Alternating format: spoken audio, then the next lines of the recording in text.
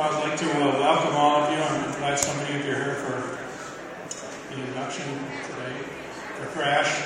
And we're going to have Wendy Williamson, who is on the board of directors of the Fishing Hall of Fame and on the awards committee. So she's one of the people who considers and votes on who is voted into the Hall of Fame. And so I'd like to welcome you, Wendy Williamson.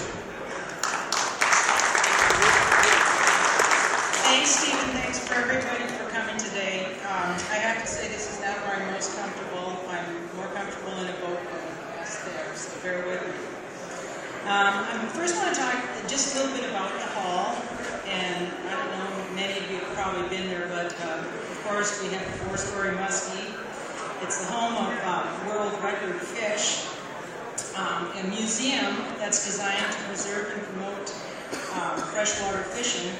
And I think one of the most important parts of the function of it is what we're doing today, and that's to recognize and honor men and women for their contributions to sport fishing. To be inducted, first of all, you need to be nominated. Secondly, you need to meet the criteria. And if anyone is interested in how this is done, you can go to the website of the hall, and they will walk you through it. There's a number of categories. And today, of course, it's for Crash is for legendary guide. I would like first to recognize this amazing group of gentlemen that are sitting here. This is pretty good company. Everyone sitting here is an inductee to the Hall of Fame. And let's start in the back. We've got Bill Sandy, who was inducted as a legendary guide. Larry Ramsell, legendary angler. Don Dubin, legendary angler. Jim Sarek, legendary angler. Larry Dahlberg, legendary angler. Russ Smith, legendary guide. Steve Staplin, legendary angler. And next to join the group.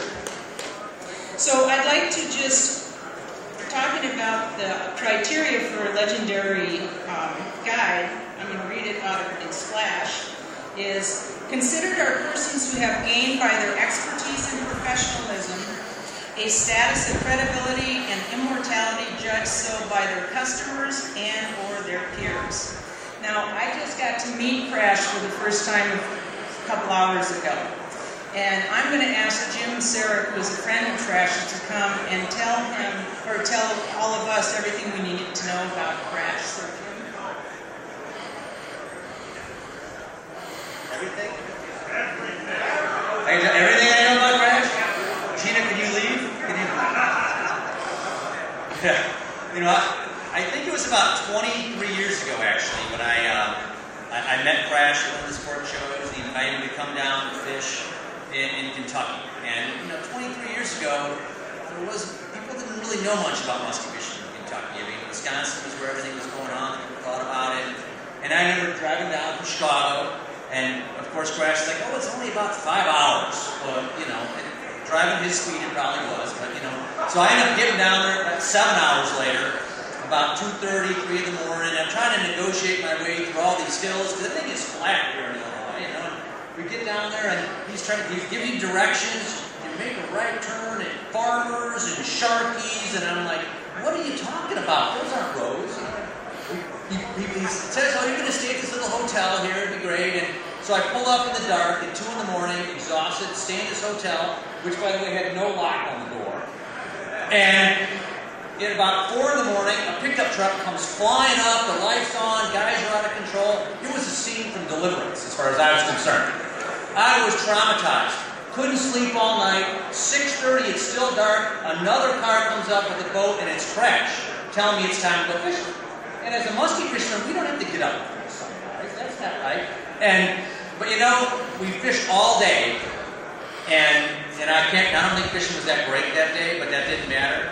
But I can tell you, the one thing I noticed about Crash is he had that passion for muskie fishing that not a lot of people have. And the difference between all the top guys that I see is that they just have this passion, this compassion for the this sport, for this fish, that drives them. On his vacations, or I talk to Crash afterwards, oh, I got an off day, what are you doing? I'm going to go fish tomorrow. And he was always worried, always thinking about it, always want to do it. And, you know, beyond that, what's really amazing is you look what we do now. You think about, you know, this sports show in this place, and in the springtime, Cave Run in Kentucky, you know, fishing in Kentucky, but Cave Run Lake is on the musky fishing map. And it wasn't there 23 years ago. And it's only there truly because of Crash.